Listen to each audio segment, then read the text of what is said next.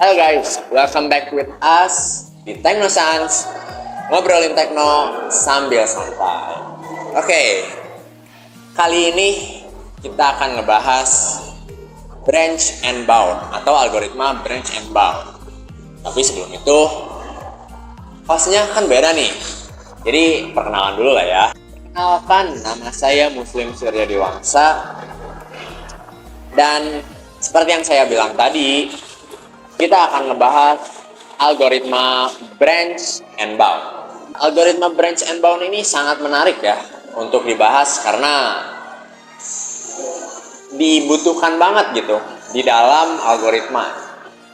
Tapi sebelum itu, sebelum kita ke materinya, aku bakal ditemenin sama narasumber dari universitas dan fakultas juga yang sejalur sama materi kita kali ini, yaitu narasumber. Silakan sini. Halo teman-teman. Oke, halo Kang. Nah, ini salah satu narasumber yang hebat banget, woy. Oke. Dan sebelum kita ke materinya ya, beberapa kali saya menyebutkan sebelum. Oke. Akang boleh perkenalan dulu nggak? Biar talk show atau podcast kita kali ini ada saling ketahuan lah antara saya dan Akang ini. Boleh Kang? Siap. Oke, teman-teman, perkenalkan nama saya Anjang Suwandi dari Universitas 11 April, Fakultas Teknologi Informasi Prodi Informatika. Oke, itu kan apa yang aku bilang itu benar kan? Sejalur informatika, karena di informatika ini algoritma ini pasti sangat berguna banget algoritma gitu loh. Udah dijelasin kan di video sebelumnya gitu ya.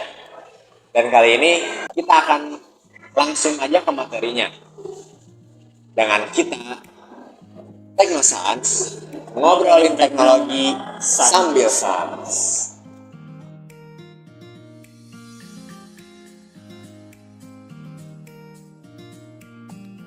Oke, jadi apa sih algoritma branch and bound dan bagaimana sih penerapannya, implementasinya dalam kehidupan sehari-hari, terus juga cara kerjanya gitu ya. Oke Kang, boleh bisa langsung jelaskan aja apa itu algoritma branch and bound?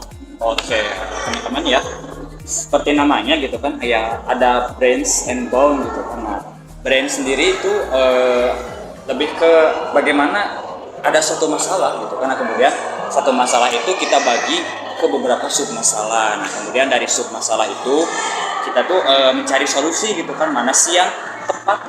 Nah, di situ ada proses branching gitu sih.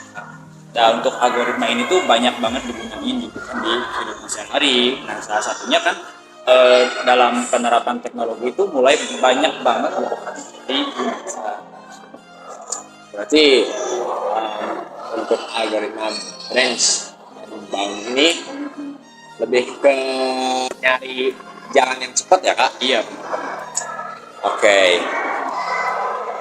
Kalau misalkan kayak gitu ya, kalau misalkan untuk jalan cepat nih ya, atau jalan yang singkat, gimana sih untuk penerapan atau mengimplementasikannya di dalam kehidupan sehari-hari?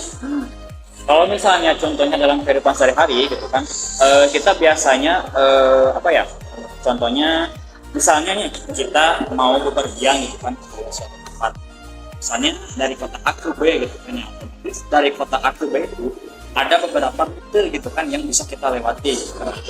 Dalam mencapai tujuan tersebut, misalnya destinasi wisata gitu kan, nah itu mana sih yang lebih cepat gitu kan buat ke destinasi itu gitu kan. Disitulah kayak algoritma branch and bound itu berperan gitu kan buat nyari rute yang lebih efektif gitu kan. Oke, berarti branch and bound ini mencari jalan pintas. Bisa dibilang singkat gitu, singkat. Berarti kalau misalkan kayak gitu,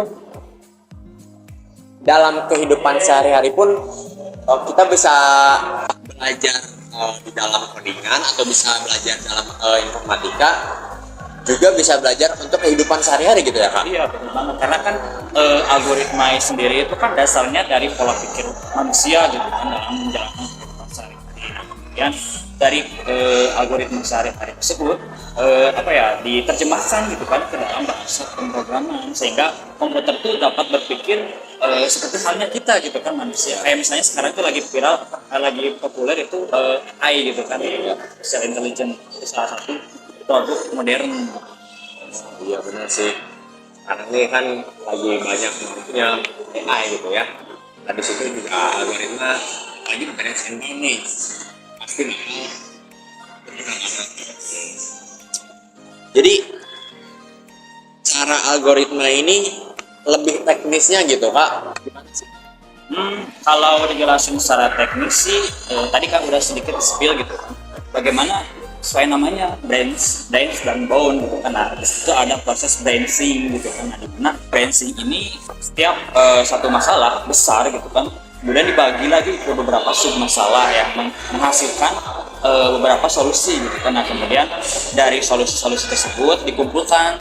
Nah, terjadilah proses bounding gitu kan, sehingga si algoritma itu akan memilih mana sih solusi yang tepat gitu kan buat satu masalah yang ada gitu.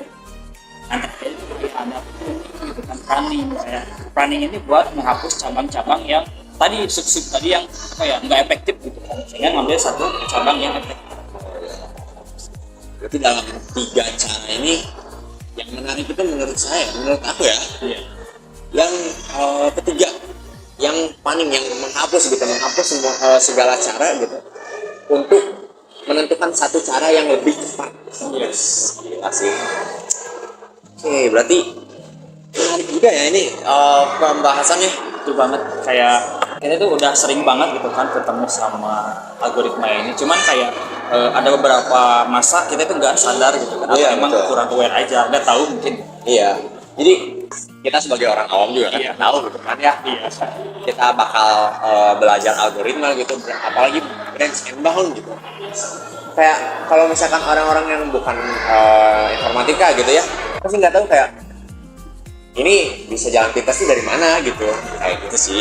Oke, kalau misalkan contoh gitu ya, contoh kasus nyata buat algoritma branch and bound ini untuk mempermudah gitu ya. Jadi contoh nyata untuk mempermudah kita sebagai listener atau pendengar gitu. Gimana sih untuk memahaminya gitu? Jadi ya untuk mudah dipahami gitu gimana sih? Kalau untuk contoh kasusnya tadi kan salah satunya mungkin ada satu yang lebih spesifik kayak misalnya kita tuh punya satu tas gitu kan. Nah, di tas itu ada kapasitas kan biasanya. Nah, dari tas itu kan kita perlunya apa aja sih gitu kan, benda-benda yang perlu dimasukkan ke tas. Nah, dari situ outputnya kan ada sub-sub masalah, kayak sub-sub benda apa sih yang perlu diperlukan gitu kan. Nah, dari situ itu kita itu harus udah tahu gitu kan hasil atau solusinya. Berarti benda ini harus benda apa aja yang bisa masuk gitu kan ke dalam tas itu, dengan catatan kuantitas si produk atau benda yang dimasukkan itu nggak melebihi kapasitas si tas, sehingga penggunaan tas itu efektif gitu. Kayak kan banyak sekali kan banyak jenis gitu kan tas di hari ini. Kayak tas buat ke gunung sama tas ke sekolah kan beda gitu, beda dalam segi kapasitas, dalam segi barang pasti beda. Nah, di situ algoritma branch dan bound itu berperan. Berarti untuk contoh kasusnya tas gitu ya, tas yang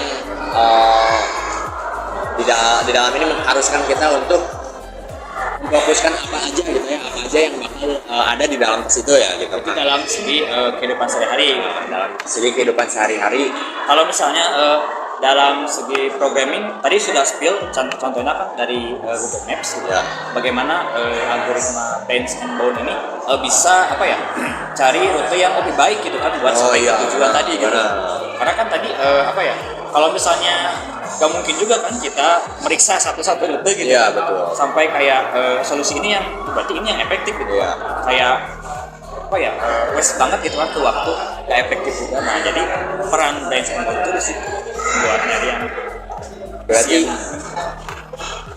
branch and bound ini dipakai banget gitu ya di di Google Maps, karena yang kita tahu kan Google Maps itu bisa mendeteksi atau bisa ngasih tahu kita gitu apa di mana aja gitu jalan pintas yang bakal dituju gitu, bakal sampai ke tujuan gitu. Walaupun mungkin jalan pintasnya kadang ya sampai ke pelosok gitu kan. Tapi itulah gunanya algoritma branch and bound di Gmaps. Tuh. Oke, kalau gitu tips and trick gitu ya, Kak, buat memahami algoritma ini lebih cepat gitu. Selain mengimplementasikannya di dalam kehidupan sehari-hari, terus juga mendengarkan contoh-contoh yang mungkin menurut kita juga ini tuh algoritma branch and bound gitu. Boleh banget. Buat teman-teman ya mungkin saat ini tuh kayak lagi belajar, terus kayak lagi pengen tahu aja gitu kan, pasti algoritma brand and bound gitu kan. Nah, buat tips dari aku pribadi sih, mungkin teman-teman bisa pahami dulu gitu kan, masalah apa sih yang teman-teman mau pecahin gitu kan, karena nggak semua masalah bisa pakai algoritma ini gitu. Karena dari algoritma itu banyak kan jenisnya. Iya, betul. Salah satunya ini. Itu dulu sih, pahami dulu masalahnya. Nah kemudian kalau misalnya cocok, nah teman-teman bisa kaji lebih lanjut lagi gitu kan, memakai algoritma. Kemudian yang kedua mungkin teman-teman bisa cari temen atau cari circle ya yang pengen sama-sama belajar juga gitu kan terkait algoritma ini. Terus kayak ikut beberapa project gitu kan, biar mungkin lebih memahami gitu kan dari segi konsep dan cara kerja si algoritma ini. Kemudian yang ketiga itu ada latihan juga kan, teman-teman kayak tadi kan project, bagaimana si project ini kayak latihan lah buat memahami si algoritma ini. Karena kalau misalnya kita tahu terus kita nggak ada latihan ya percuma juga gitu. Iya, betul. Sehingga kapasitas pemahaman kita ya stuck di situ aja gitu kan. Betul. Nah kemudian yang ketiga itu pakai alat-alat modern seperti AI dan lain sebagainya dan media-media pembelajaran yang lain buat membuka cakrawala kita gitu kan terkait algoritma. Yang paling penting mungkin yang terakhir itu kayak jangan takut salah teman-teman, jangan takut buat coba gitu kan, buat mengetahui, pengen tahu aja gitu kan algoritma ini, tanya-tanya aja sama yang ahlinya dan narasumber yang terpercaya. Jadi yang paling penting adalah jangan takut salah. Iya. Ini ya. Di video sebelumnya juga kita udah notice gitu. Setiap apapun yang kita lakukan atau misalkan kita sedang belajar apapun, jangan takut salah. Oke, berarti kita akan kilas balik dulu nih. Karena ini udah mau pembahasannya udah mau selesai kan. Iya. Jadi algoritma branch and bound itu secara keseluruhan ya adalah suatu cara gitu ya, suatu cara untuk menentukan solusi dari permasalahan-permasalahan yang banyak. Dan branch and bound ini, branch yaitu memecah ya Kang ya, memecah dulu beberapa pilihan dari satu solusi gitu, satu masalah yang mungkin rumit, terus di bound itu menentukan gitu untuk menyatukan pilihan yang benar-benar tepat dan singkat. Singkat banget gitu. Dan untuk pengimplementasiannya juga kan gampang gitu ya. Kita dari tas, dari Gmaps apalagi yang kita gunakan sehari-hari loh. Kayaknya udah sering banget. Iya. Bahkan di Gojek pun ya kan. Iya, benar banget. Di Gojek pun itu kepake banget. Jadi bukan Gmaps aja. Seperti Gojek online. Terus juga kita untuk mudah memahaminya gitu kan harus paham juga gitu tentang apa yang disebut sebagai branch and bound.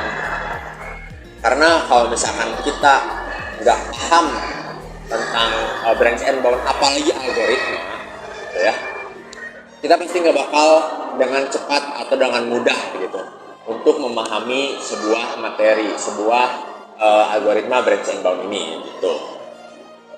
Oke, berarti itu adalah pembahasan singkat dari saya dan pembahasan yang sangat menarik dari Akang narasumber ini ya. Jadi kita belajar cara kerjanya juga kan, cara implementasinya juga gitu, biar kita tahu bagaimana kita menghadapi sebuah algoritma atau masalah dalam kehidupan sehari-hari atau dalam informatika ini. Oke, emang sih kelihatan algoritma ini sangat sulit banget gitu kan, sulit banget ya Kang ya. Iya. Tapi kalau kita memahaminya dengan baik, kita memahaminya dengan tekun gitu, kita bisa ataupun konsisten gitu ya untuk memahami sebuah algoritma branch and bound ini, pasti kita bisa untuk menguasai gitu ya. Oke, mungkin sampai sini aja Kang ya. Oke. Karena pasti di video-video selanjutnya juga pasti akan membahas sebuah materi-materi yang lebih menarik daripada branch and bound. Karena kita masih banyak algoritma itu banyak sekali guys. Jadi jangan hanya terpaku pada satu cara aja gitu ya. Seperti video sebelumnya backtracking kayak ngambil jalur belakang dulu gitu, kita kilas belakang dulu, lalu menggunakan cara yang lain gitu, kayak timeline yang bercabang gitu. Oke. Kang, makasih banget ya untuk kehadirannya. Oke. Jangan lupa untuk stay tune aja di channel kita di Teknosans, ngobrolin tekno sambil santai. Dadah. Perkenalkan, salah.